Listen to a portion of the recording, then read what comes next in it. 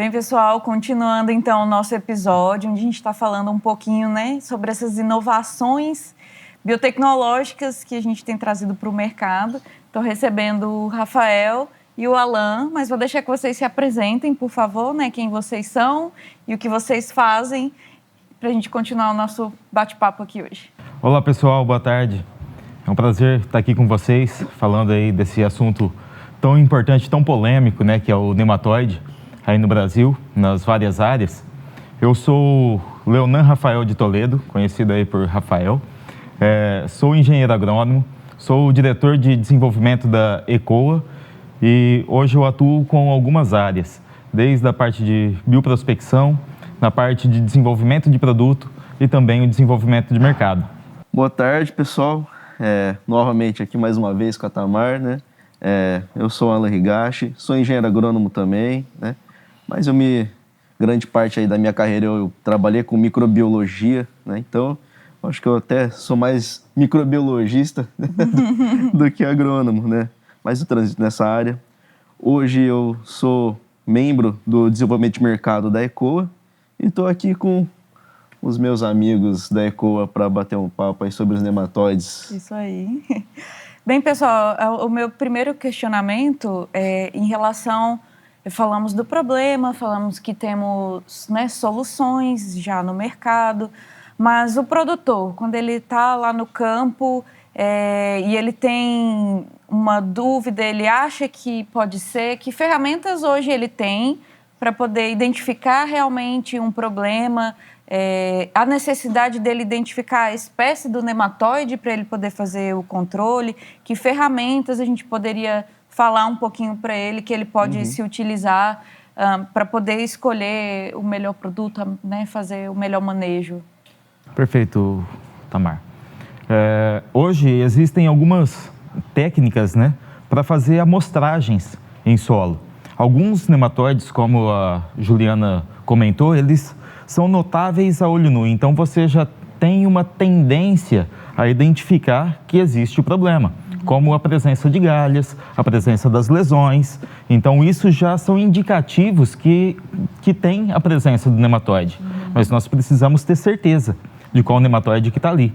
Então, essas técnicas são ferramentas de coleta de solo. Fazemos essa coleta de solo e raiz para mandar para laboratórios especializados nessa coleta de solo para estar identificando qual é a espécie.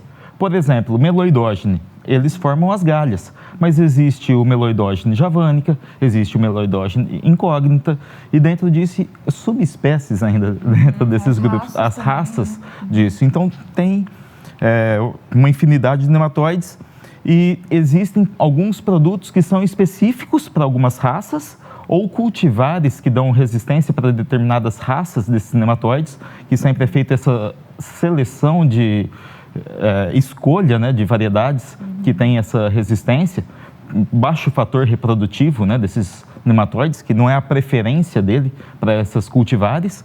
Existe também a identificação a nível laboratorial, né, quando a gente vai fazer essa quantificação, então a gente aplica ali alguns métodos de extração, né, do nematóide, seja um fio de Berman, por exemplo, né, que possibilita a gente estar visualizando, identificando, né, a nível, pelo menos, de gênero, qual, né, se trata-se de um Pratylenchus ou se trata de um meloidógene, né?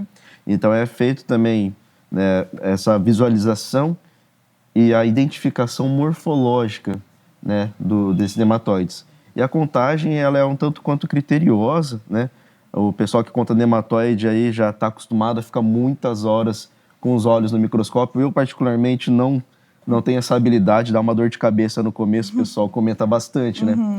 Porque tem que estar ali o tempo todo para fazer a contagem. Isso por si só já é um critério, uma coisa muito criteriosa. E também a pessoa ela tem que ter uma certa prática para identificar qual nematóide é. Se for um meloidógene, por exemplo, né, tomar muito cuidado para não confundir ele com um nematóide de vida livre, por exemplo, né? Claro que assim, para quem não é da área, é tudo muito, igual. É tudo igual, é muito semelhante. Até vendo foto na internet, você olha e parece tudo igual. Eu não sou nematologista, Tem que ser então muito assim... especialista, né? Eu não sou nematologista, então assim, para mim é muito parecido. Mas e do ponto de vista do agricultor, no dia a dia dele, na rotina dele, é importante para ele saber a espécie, é importante ele saber, é importante quantificar o tamanho dessa infestação que ele está tendo, ou as ferramentas biológicas, né, conseguem atender a todas as espécies, todos os grupos? Como que é isso para eles hoje? Bom, claro que é importante sempre ele ter noção de qual, né, gênero de nematóide está acometendo a lavoura dele. Né? Então, no caso de um meloidógeno, já é bem mais tranquilo, porque ele vai tirar a raiz e ele vai ver as galhas. No caso de um pratilenco, né, já não é tão óbvio assim, né, porque a lesão ela nem sempre é tão óbvio assim quanto uma galha é, por exemplo, ou quanto um cisto é. Né? Então, é importante ele ter essa percepção. Né? Quanto aos biológicos, né, existe aí uma certa gama de nematóides que os produtos biológicos, né, eles controlam. Né? Não é um nível tão específico assim quanto é um químico, por exemplo. Sim. Tem alguns que têm uma preferência maior, alguns micro-organismos, uma preferência maior para determinada espécie ou para outra, mas, de forma geral, eles controlam as várias espécies aí desses nematóides no solo, né? E é importante frisar que, muitas vezes, eles são seletivos. Então, eles preservam esses nematóides benéficos no solo, esses nematóides de vida livre, e controlam, de fato, aqueles fitonematóides. Então, evitam a proliferação desses fitonematóides, mas está preservando alguns bacteriófagos, alguns micófagos, alguns onívoros, predadores, todas essas outras espécies de vida livre que são benéficos para a agricultura. Nem todos são tão malvados assim. Não são tão ruins. Do mesmo jeito que os micro-organismos, né? É isso aí. Temos os do bem e os do mal. Eu gosto de falar didaticamente, né?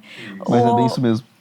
E, Rafa, o que você tem visto, assim, acompanhando o pessoal no campo, em termos de controle, né? Em termos de porcentagem mesmo, de número, o que hoje os biológicos têm conseguido entregar? Lógico, né, que juntos, aliados a outras práticas, né?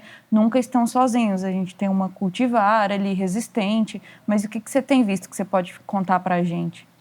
Olha, como um bom agrônomo, vou falar sempre do depende, né? Depende de cada situação, de cada caso, de teor de argila, de teor de areia no solo, de cada teor de matéria orgânica nesse solo das cultivares, de como que está essa situação de nematóide, qual que é essa população de nematóide. Quanto mais alta a tendência que você tenha um controle maior. Quando já não está tão grande assim, às vezes você não tem um controle um pouco menor, falando em porcentagem de indivíduos, né? Mas hoje nós temos no mercado ferramentas bastante interessantes, bastante efetivas nesse controle de nematóide, controlando aí já em torno de 90%. Mas tem algumas que não são tão eficientes assim, que controlam menos, 20%, 30%. Então tem uma infinidade muito grande aí de ferramentas no manejo. E vai muito da especificidade também para cada nematóide, qual espécie, como que está sendo o manejo disso no solo. Essa questão do controle, da gente falar em porcentagem, às vezes pode parecer pouco, 10%, mas pode parecer pouco quando a gente está falando de 100 indivíduos em 1 grama de solo. Você vai ter menos 10. Mas quando você está falando de 1 grama de solo, que talvez tenha 1 milhão de indivíduos, 10% são muitos indivíduos a menos. Então, é um controle...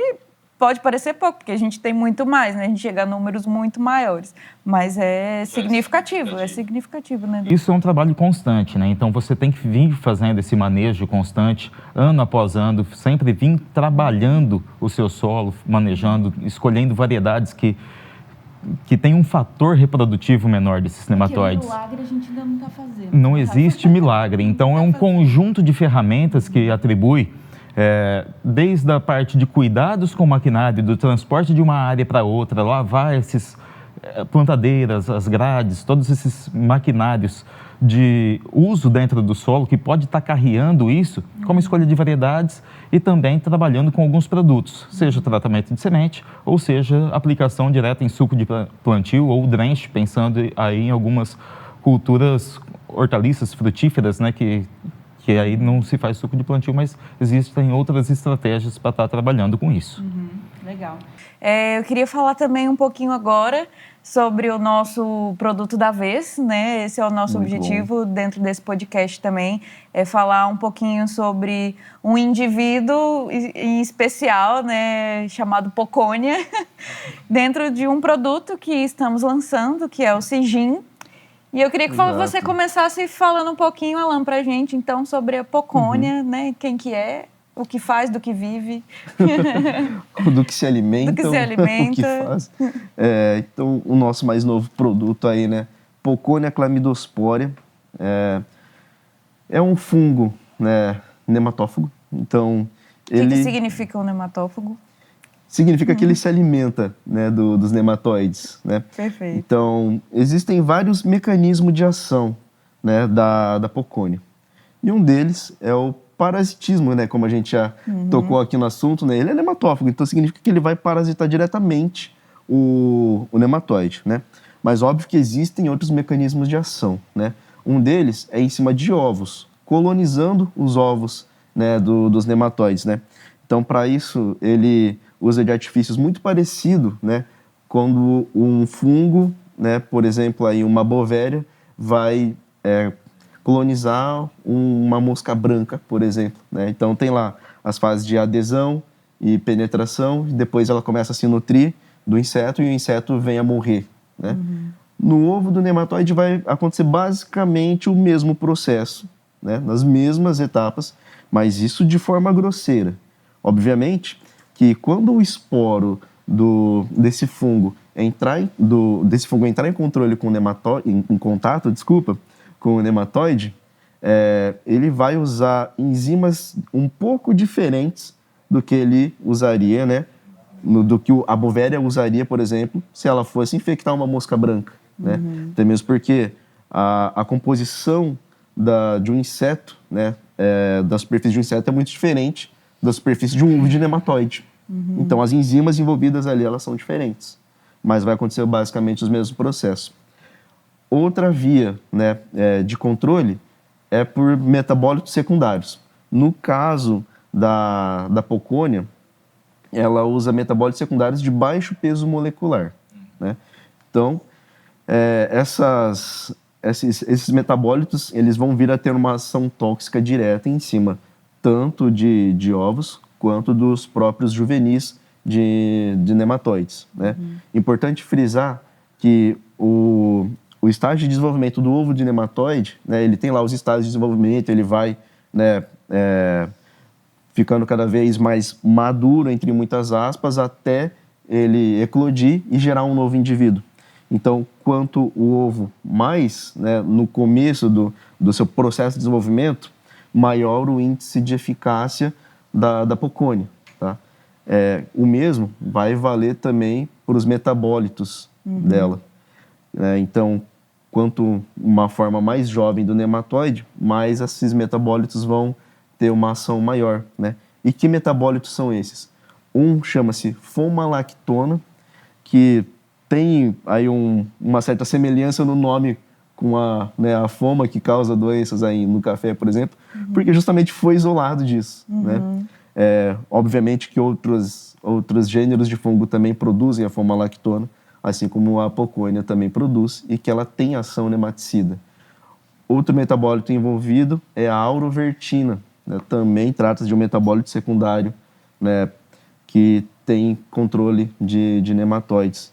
E ambas estão envolvidas, né? Como são, né, metabólitos secundários, significa já, o próprio nome já diz, é secundário, ele não é um metabólito produzido, né, no metabolismo primário do fungo, né? Então, o que entende-se por metabolismo primário, grosso modo, é o momento em que o fungo ele começa a crescer, se dividir e crescer em população mesmo, né? Então, esse processo de crescimento e desenvolvimento em população do fungo, tanto da bactéria também, a gente chama de metabolismo primário. O metabolismo secundário entende-se tudo aquilo que não é essencial ao crescimento e desenvolvimento do micro-organismo. Então, ou seja, é ali na fase estacionária que por algum motivo ele vai produzir isso. Então, ele não vai produzir isso simplesmente por produzir. Significa dizer que se você produz isso em um meio sólido, você não consegue estar adicionando ali agentes estressores, né, para a produção disso. Então, no caso do sigim, como a gente faz uma produção líquida, né, é importante destacar esse ponto. Pela produção ser líquida, a gente consegue estudar a fisiologia do micro-organismo e ali responder como que eu vou fazer para, no momento em que ele entrar em metabolismo secundário, qual que é o agente estressor que vai desencadear toda a expressão gênica dele para aí sim você produzir fomalactona e aurovertina. Né?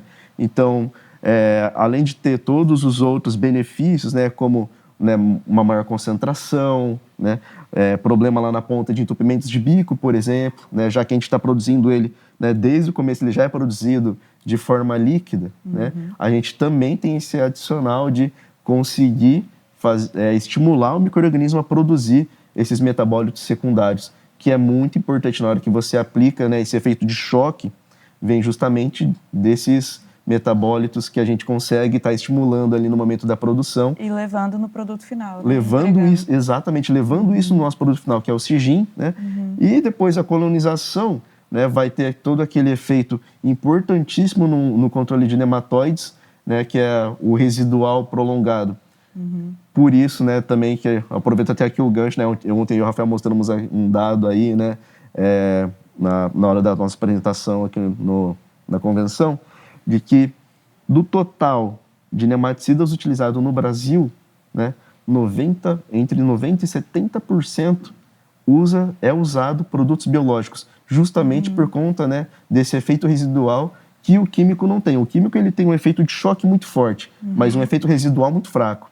Então, o equilíbrio de controle e a durabilidade, né, desse controle, né, pensando que você não vai ter nematóide ali só no momento que você planta ou que você aplica, né, no suco. Você tem nematóide durante todo o seu ciclo. Se perpetuando. Se perpetuando. Então, é de extrema importância a gente ter um produto bom de choque e bom de efeito residual. Esse é o sigim. E falando, assim, uma informação adicional que não é menos importante, pelo contrário, é o fato de que nós percebemos nos nossos estudos que a Pocônia também estava estava atuando como uma promotora de crescimento de plantas, correto? Sim. Correto. E o que a gente viu, eu não, né? Eu não vi, vocês viram. O que vocês viram a respeito que vocês podem contar pra gente? A Pocônia, ela, além de todo esse controle de ovos que o Alan já contou para a gente aqui como que isso acontece, outra característica legal também é o controle dos adultos, das fêmeas, que ele também faz um controle muito eficiente disso. E no crescimento de raízes, de promotor de crescimento, ele estimula a planta a estar produzindo mais raiz, crescendo mais raiz, desenvolvendo mais a planta. Uma vez que a planta tem mais raiz, ela tem mais acesso à água, mais acesso a nutrientes, está tendo uma planta mais nutrida, uma planta mais vigorosa, uma planta mais saudável. Então, também está estimulando com que essa planta ela tenha uma melhor performance em campo, resultando tudo isso em produtividade. Então, estimula que tenha mais parte aérea desenvolvida, pensando numa planta de soja, né? Mais mais vagens, mais grãos, mais peso de grão, porque tendo mais raiz, tem uma melhor nutrição, que isso tudo vai dar um melhor peso de grão e maior produtividade. Então, tudo isso é estimulado aí por esse nosso fantástico micro-organismo, a Pocônia, que está trazendo isso tudo de benefício. Legal, muito Exatamente. Bom. E o que vocês têm para falar um pouquinho para a gente sobre a questão desse manejo, desse uso do produto? No manejo de nematóide, é sempre complexo esse manejo, né? Tem essas várias ferramentas, mas para o uso do nosso sigim, nós recomendamos ele no uso do tratamento de semente. Na aplicação no suco de plantio, quando o agricultor tem essa ferramenta acoplada à plantadeira dele, né? Então, pode estar fazendo ali no suco de plantio, ou algumas culturas que não são anuais, não faz a semeadura anual, então pode estar usando no drenche, aplicando diretamente no solo ali para cobrir toda essa massa de raiz, toda essa cobertura de solo, fazendo essa proteção dessas raízes todas, inoculando esse micro-organismo no solo para estar protegendo aí essas raízes. Perfeito, é o que acontece com a formação de biofilmes, igual o Fernando Isso Exatamente aí. como o Fernando comentou com a gente aqui, né? Exatamente. A Pocônia, ela não chega a formar exatamente a mesma estrutura que a gente conhece por biofilme, né? O biofilme, ele é feito por bactérias, né? Mas a Pocônia, ela consegue fazer uma associação com a raiz da planta, né? Obviamente que algumas plantas, ela vai ter maior afinidade, né? Vai ter, né, nessa afinidade que eu digo de fazer essa associação, né? Porque é como a gente vê um nódulo na raiz da soja, por exemplo, né? Então, o Bradisóbium, ele vai se associar à raiz da planta da soja, por exemplo, e ele vai causar ali um processo de infecção, entre muitas aspas, mas na hora que você analisa microbiologicamente, é um processo de infecção, aonde vai resultar em um nódulo, que esse nódulo ele vai estar beneficiando a planta através da fixação biológica de nitrogênio, e a planta vai estar dando abrigo e alimento para o Bradisóbium. Aqui no caso da Pocônia, vai acontecer algo semelhante. Então, vai ocorrer esse processo de infecção. Então, algumas plantas, elas, né, têm maior afinidade com a Pocônia, outras não. No caso do tomate, o tomate, ele é um bom, aí chama-se de hospedeiro, né? Então, o tomate, ele é um bom hospedeiro de Pocônia, por exemplo, que, por sinal, é uma cultura, né, que é fantástica para reprodução de nematóide, né? Ela tem um fator de reprodução muito grande para o nematóide. Então, a Pocônia, ela vai se associar a essa raiz, né? E aí, então, colonizando a raiz, ela vai proteger essa raiz contra o ataque dos nematóides, né? E ela aumentando também essa massa de raiz é um dos fatores que o Rafael falou também, né? Uma raiz mais extensa, ela acessa mais água e mais nutrientes. E é legal falar também, Alan, que o fungo Pocônia, ele é um fungo endofítico, né? Ele penetra na raiz, ele faz essa associação com a raiz, e o que carrega o nematóide no solo, muitas vezes é a própria raiz. Então ele coloniza, e o que leva ele, em extensão, uma maior cobertura é a raiz. Ele está junto ali, bem amigos ali, vamos dizer assim, né? Levando isso tudo para dentro do solo, fazendo toda essa simbiose, aí toda essa sinergia entre esses dois organismos e colonizando isso tudo. E é legal também frisar que ele é um fungo que ele sobrevive na matéria orgânica. Então, isso pode ter um residual de uma safra para outra, de uma cultura para outra, ele fica ali sobrevivendo, ele não é somente dependente da planta viva, né? Fantástico, fantástico. Tudo que você falou destacar isso é muito importante, né? Porque no uso no primeiro ano, você tem uma resposta. Aí, no segundo ano, vou colocar de novo a mesma cultura, vou usar de novo o Sigin. Então, você vai tendo um efeito residual ao longo das safras, né?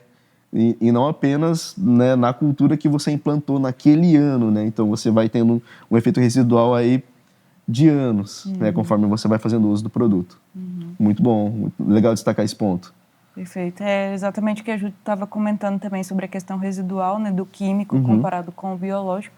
Seria essa uma das vantagens, né, com certeza, de você ter uma aplicação que não vai ser fixa e Só pronto, naquele momento ali, né? desapareceu depois, né? Ele vai ficar... Exatamente. Ali. Então tá bom, eu agradeço, pessoal, hoje a presença de vocês, né, Alan e Rafael. Eu que agradeço o convite aqui. Tivemos uma excelente discussão, né, sobre esse mundo, um pouquinho dos nematóides e principalmente sobre as tecnologias que a gente está agregando na resolução desse problema, né, que é um problema realmente que tem afetado a maioria dos agricultores, né, em diversos estados, como a Juliana comentou um pouquinho com a gente no início, né? Obrigado pela presença de vocês, espero tê-los nas próximas também. Com certeza, agradecemos aí o convite, a participação e a todos os ouvintes que estão aqui nos assistindo e nos vendo. Nossa plateia maravilhosa. É isso aí, pessoal, continuem com a gente, acompanhando o que a biotecnologia tem trazido e nos favorecido nos últimos anos, nossas inovações que não param, né? Só crescem. Exatamente, obrigado e conte sempre com a equipe de desenvolvimento de mercado. Valeu, pessoal.